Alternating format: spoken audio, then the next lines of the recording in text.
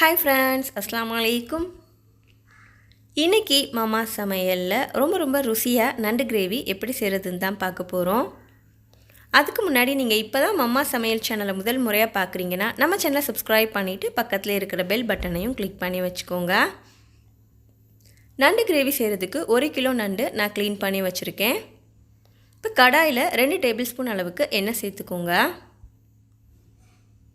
எண்ணெய் சூடானதும் இதோட 1 ஸ்பூன் சோம்பு சேர்த்துக்கோங்க. சோம்பு நல்லா ஃப்ரை ஆனதும் இதோட 3 பல்லாரி வெங்காயம் சின்னதாக கட் பண்ணி சேர்த்துக்கோங்க. வெங்காயம் நல்லா டிரான்ஸ்பரண்ட்டாக வதங்கணும். ஸோ நல்லா வதக்கிக்கிறலாம். வெங்காயம் நல்லா வதங்கினதும் இது கூட 2 தக்காளி பழம் சேர்த்துக்கோங்க. கொஞ்சமாக கருவேப்பிலை சேர்த்துக்கோங்க. கிரேவிக்கு தேவையான அளவு உப்பு சேர்த்துக்கோங்க.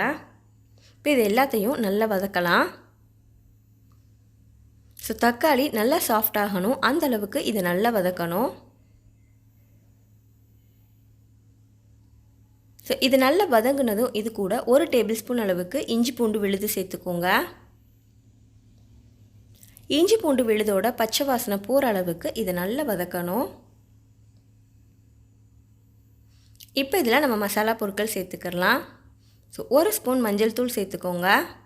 1 ஸ்பூன் மிளகாய் தூள், 1 ஸ்பூன் மல்லித்தூள், ஜீரகத்தூள் 1 ஸ்பூன் சேர்த்துக்கோங்க.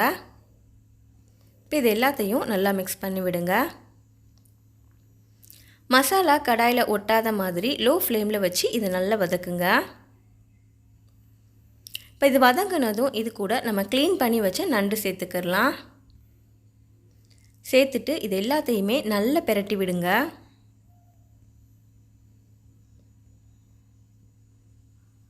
இப்போ இதை மூடி வச்சு ஒரு 15 நிமிஷம் வேக வைக்கலாம். இப்போ பாருங்கள், நண்டு நல்லா வெந்துருச்சு.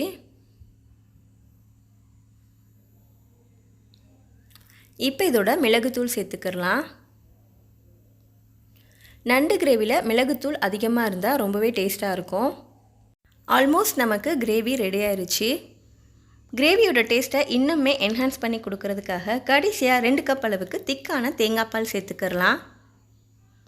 தேங்காய் பால் சேர்த்துட்டு இந்த மாதிரி ஒரு கொதி வந்ததும் கொத்தமல்லி தழை தூவிட்டு ஸ்டவ் ஆஃப் பண்ணிடுங்க. அவ்வளோதான், ரொம்ப டேஸ்டியாக நண்டு கிரேவி ரொம்ப ஈஸியாக ரெடி பண்ணியாச்சு. இந்த மாதிரி நீங்களும் ட்ரை பண்ணி பாருங்கள். இந்த வீடியோ உங்களுக்கு பிடிச்சிருந்தா லைக் பண்ணுங்கள் அண்ட் மறக்காமல் நம்ம சேனலை சப்ஸ்கிரைப் பண்ணி வச்சுக்கோங்க. நம்ம அடுத்து ஒரு சூப்பரான வீடியோவில் பார்க்கலாம். பை.